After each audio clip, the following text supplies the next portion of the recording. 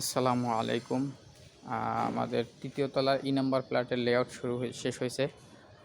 এটা হচ্ছে আমাদের করিডোর। তো আমি যদি এখন নাম্বার ফ্ল্যাটে ঢুকি, এই হচ্ছে আমার প্রথম মেইন দরজা।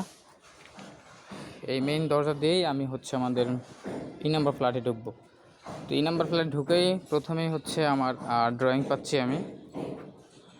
ড্রয়িংয়ের পরে আমি যদি এদিকে যাই তাহলে আমার হাতের ডানে হচ্ছে কমন বাথরুম এবং ঢুকেই হচ্ছে এখানে এটা ডাইনিং, এবং হাতের বামে ডাইনিংয়ের বাম সাইডে হচ্ছে একটা বেডরুম।